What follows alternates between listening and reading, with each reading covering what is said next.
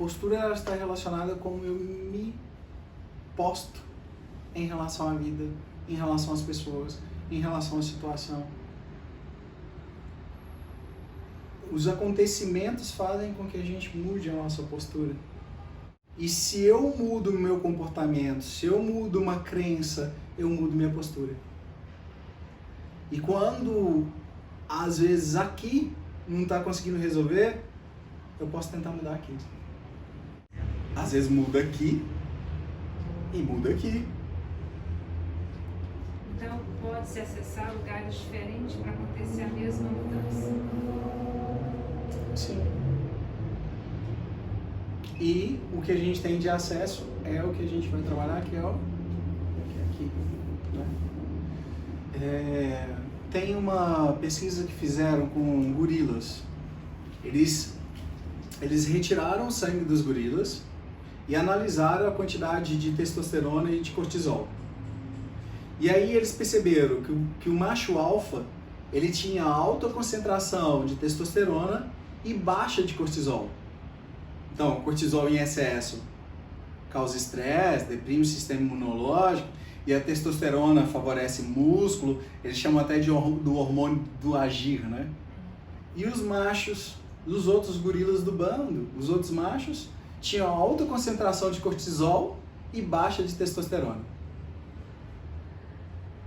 Eles podem ameaçar o líder? Nunca! E ainda mais que os bichos estão sentindo o cheiro ali. Se o cara se cheirou diferente, opa, você está me ameaçando, toma um cascudo, né? E aí, quando esse macho, ele declinava por doença ou por um outro macho mais forte que assumia, ele começava a ter alta no cortisol e baixa na testosterona. E o que acendia? Alta na testosterona, baixa no cortisol. Uma psicóloga chegou e falou assim, olha, será que isso acontece com seres humanos?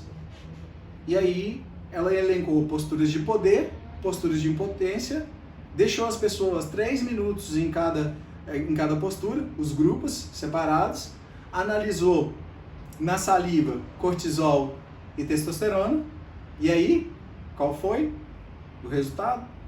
As pessoas na postura de poder, alta na testosterona, baixa no cortisol. As pessoas na postura de impotência, alta no cortisol, baixa no testosterona. Quais são as posturas de impotência?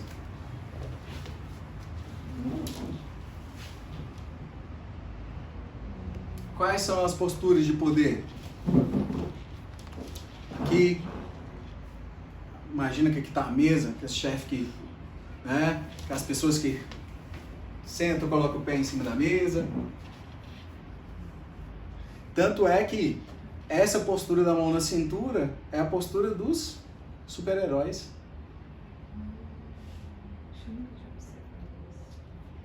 E uma outra coisa, começa a ver, principalmente homem menor, com estatura menor, caminhando. Nossa, é verdade.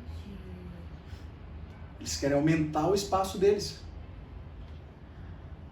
Frio, então, tem uns que usam um jaquetão assim, né? Porque querem aumentar o meu espaço. Às vezes usa cabelo mais alto. Quando eu faço isso, eu aumento o meu espaço.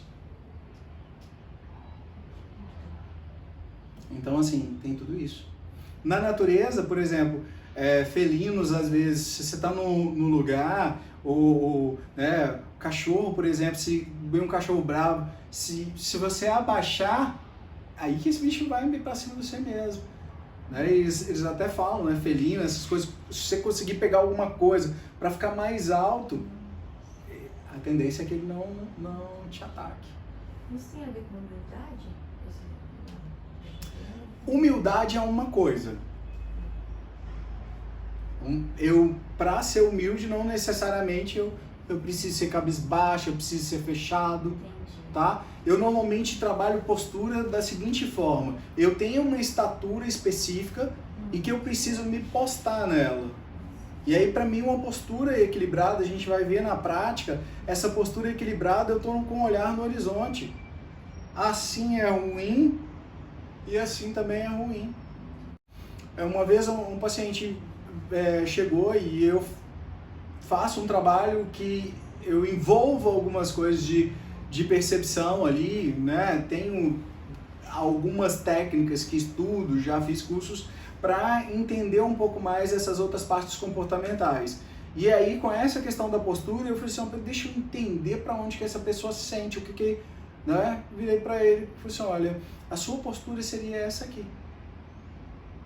Né? Porque ele cresce, aí a pessoa vira, nossa, postura de gente importante. Eu falei, você não é importante não? Então, por quê?